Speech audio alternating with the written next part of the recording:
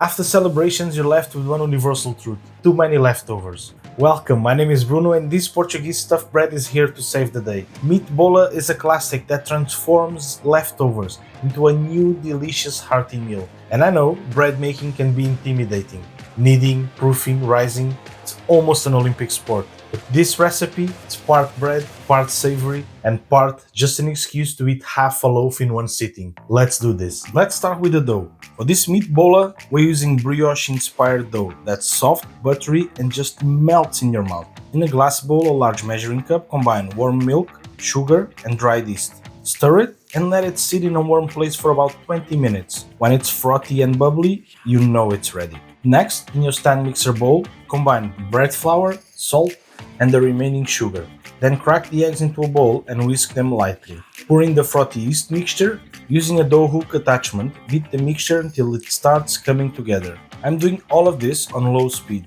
And now for the magic. Brioche gets its rich buttery texture from, you guessed it, butter. Cut your butter into slices and add them to the dough piece by piece, letting each incorporate before adding the next. When all is integrated, increase the speed and knead for about 15 minutes until the dough is smooth and elastic. Traditional brioche uses more sugar, but I reduced it for this meat bola.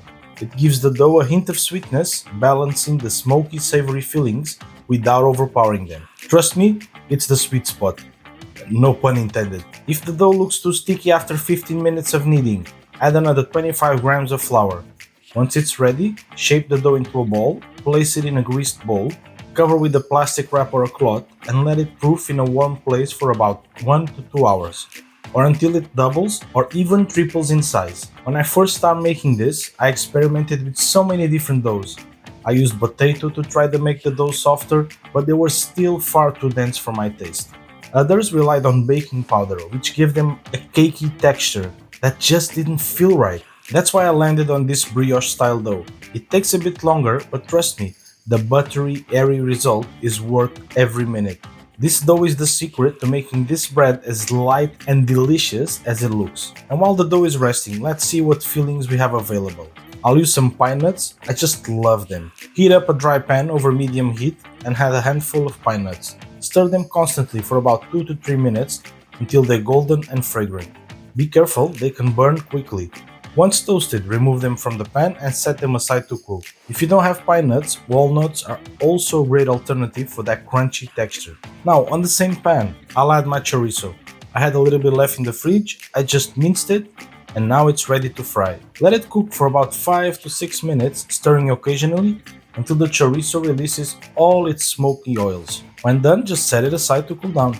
I also have some leftover bacon and sausage from yesterday that were just roasted, and I'm gonna use them in today's dish. This dish was born as a way to use up any leftovers, so feel free to raid your fridge.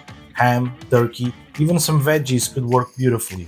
And now while I was going through my fridge, I just found some onion chutney and some gherkins. Well, the acidity will be much appreciated in here, so I will chop them up and add them to the ingredient list. Just make sure everything is prepped and ready. Assembling the bread will be a breeze. And once the dough has rested and is ready to work with, roll it out into a large square on a lightly floured surface.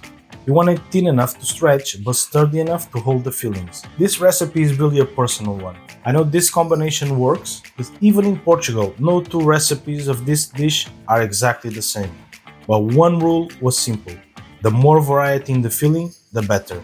That's why this version has it all: savory meat, crunchy nuts, and onions. So you can do the same. Place your fillings all across. The order is irrelevant here. Just try and spread them as evenly as possible. Leave about 1 centimeter of dough clear around the edges for sealing.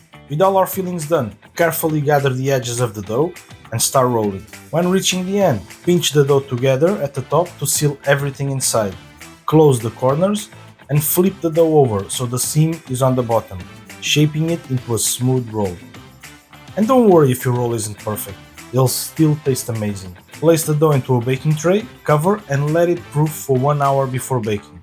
This will help relax the dough and make it fluffier. After that time, just brush the top with an egg wash, 1 beaten egg, a teaspoon of water, for that beautiful glossy finish. Now, preheat your oven to 200 degrees Celsius, place a tray with some boiling water at the bottom, and bake your bread for 30 to 40 minutes until it's golden and cooked through. The water will help the bread with the initial rise when cooking. Once baked, carefully lift the bread and transfer it to a cooling rack. Let it cool slightly before slicing. It's worth the wait. Slice into this golden masterpiece and watch the layers of tender meat and fluffy bread reveal themselves in all their glory. Serve it warm for that perfect blend of savory and comforting, turning leftovers into a dish worth celebrating all over again. Mmm. The bread is soft, buttery, with just the right chew. The filling, smoky, savory, and perfectly balanced with the sweetness of the onions. And that tangy crunch of the gherkin, it's a whole new level of flavor. Give it a go, you won't regret it. Incredibly moist, even feels like it has cheese inside. Wow, bread is so soft.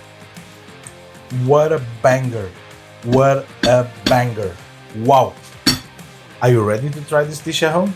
Either for family, friends, or just for you, this meatballa is guaranteed to impress. And the best part, you just transform leftovers into something unforgettable. And if you're looking for new ways to transform your leftovers, check this video out. It will give you beautiful ideas on how to do that. Don't forget to like and subscribe, and I'll see you there. Bye!